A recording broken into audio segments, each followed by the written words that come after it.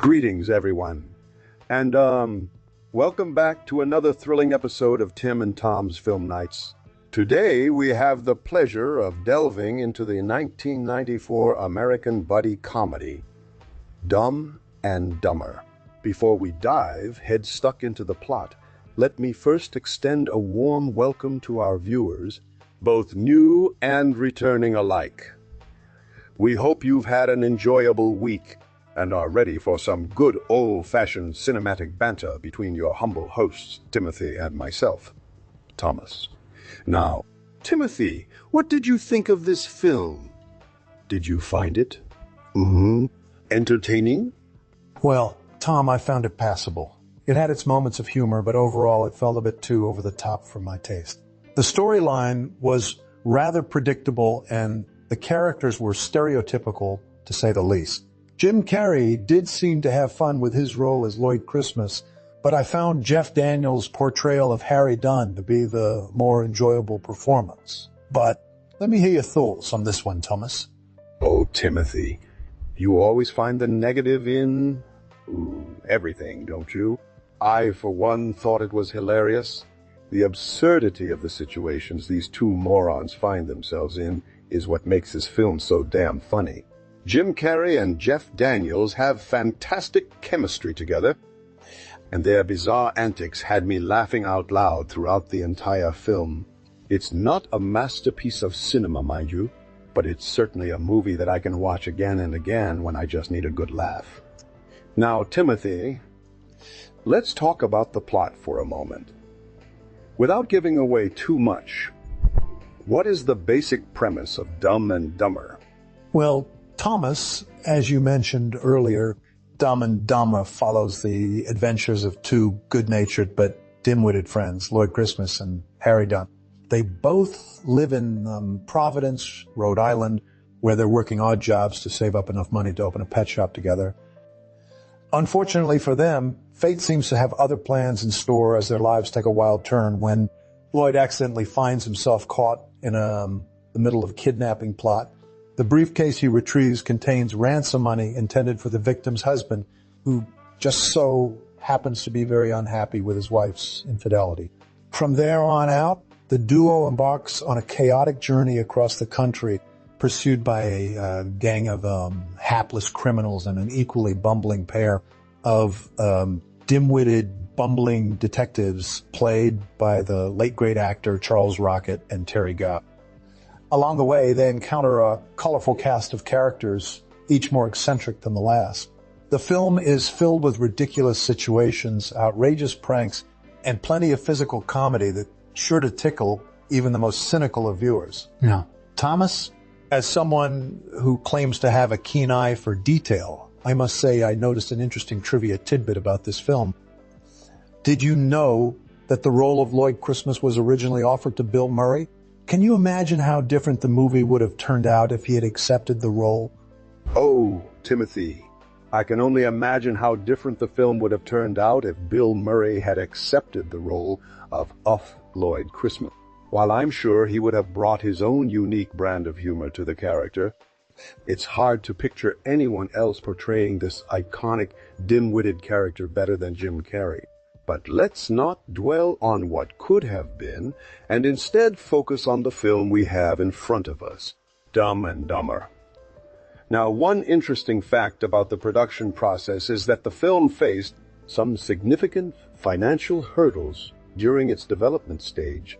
Initially, it was pitched as a low-budget project with a small crew and limited locations, but after directors Peter and Bobby Farrelly's success with their previous film Kingpin, the budget for Dumb and Dumber was significantly increased.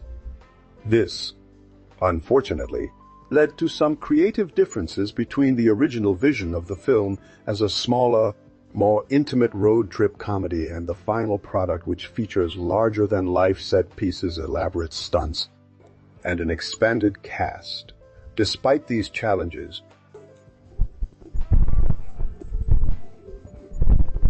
making it a commercial success story as well as a cult classic beloved by generations of dumb-loving viewers. So, Timothy, Do you think the increased budget was worth the extravagant production values we see on screen? Or would you have preferred a more stripped-down, smaller-scaled version of Dumb and Dumber? Well, Thomas, while I can understand your concern about the film's budget and how it might have influenced its final direction, I personally believe that the increased production value actually enhances the comedy in Dumb and Dumber. The larger-than-life set pieces and elaborate stunts contribute to the absurdity of the situations, which is precisely what makes this movie so hilarious. Take, for example, the iconic scene where Lloyd and Harry accidentally destroy a room at the fancy hotel they're staying in. The sheer chaos that ensues as they attempt to clean up their mess while avoiding detection by the staff is pure comedy gold that wouldn't have had the same impact if it was shot on a shoestring budget.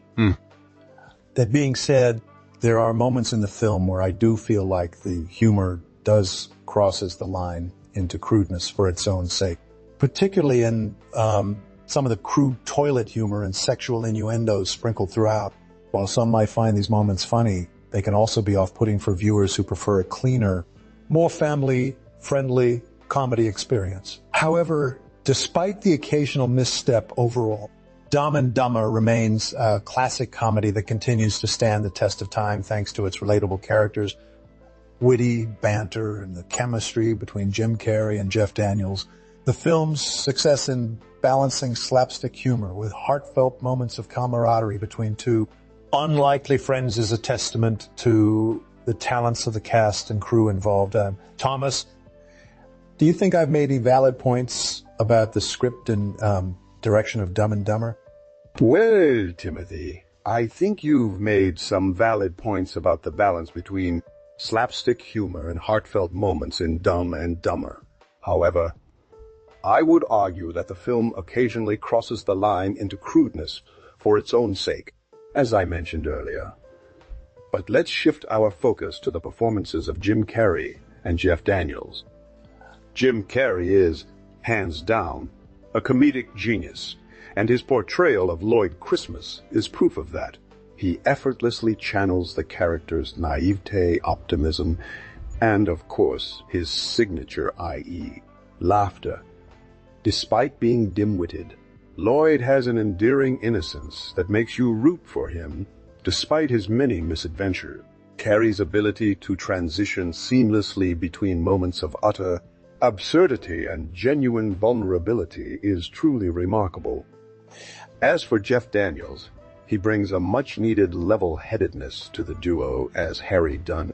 While Lloyd is often blindly pursuing his unrealistic dreams, Harry serves as the grounded counterweight, constantly reminding him of the consequences of their actions. Despite his frustration with Lloyd's antics, there's an underlying camaraderie and loyalty between them that makes their friendship genuine and relatable. Daniels' deadpan delivery of some of the film's most iconic lines has become part of pop culture lexicon.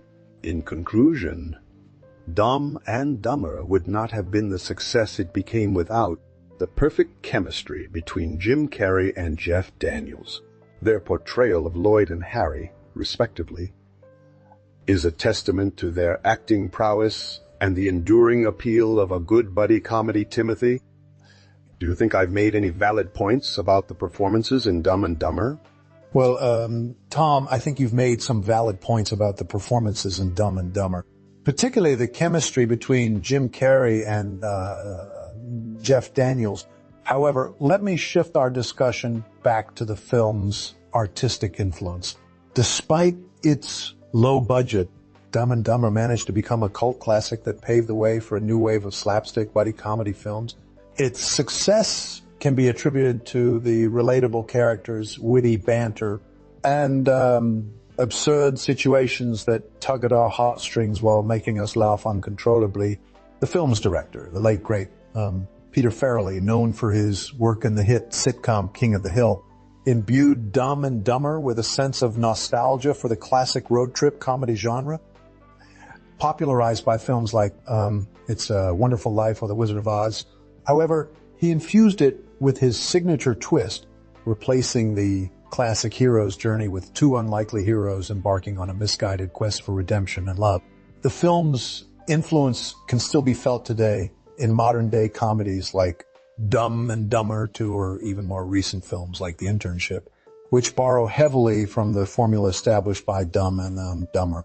In conclusion, while Dumb and Dumber might not have had a massive budget, its timeless humor, relatable characters, and ability to balance absurdity with heartfelt moments make it a true masterpiece of cinematic comedy. Thomas, do you think I've made any valid points about the artistic influence of Dumb and Dumber? Well, Timothy, I think you've made some valid points about the artistic influence of Dumb and Dumber. However, let me shift our discussion towards the film's lasting impact on popular culture. The movie's catchphrases, like "you're a total expletive," and "I'm not even supposed to be here today," have become part of everyday language, often used in jest, but still indicative of the film's enduring cultural significance. Moreover, Dumb and Dumber spawned an entire franchise with 2 sequels, a video game, and even a theme park attraction, Ride of the Dumbstruck Ducks. The film's characters, particularly Lloyd Christmas and his trademark IEZE laughter, have become iconic figures in comedy history. Despite some criticisms over the years regarding its racial insensitivity and occasional crudeness, Dumb and Dumber remains a classic example of how a well-crafted buddy comedy can transcend time and continue to entertain audiences worldwide. In conclusion, while Dumb and Dumber might not be everyone's cup of tea, it's hard to deny its impact on modern comedy, its ability to elicit laughter from the most stoic of viewers, and the enduring friendship between Lloyd and Harry that reminds us all that even the dumbest of dreamers can find love and meaning in life's biggest adventures. So, folks, what do you think? Do you have any final thoughts on Dumb and Dumber? Share your favorite moments, memories, or even your least favorite scenes in the comments section below. And don't forget to subscribe, share this video with your friends, family, enemies, pets, neighbors, mailman, grocery store clerk, hairstylist, and your dentist. Remember, it's not just a film, it's an experience. Thanks for joining us on this journey through the world of Dumb and Dumber. And see you next time on Tim and Tom's Film Nights.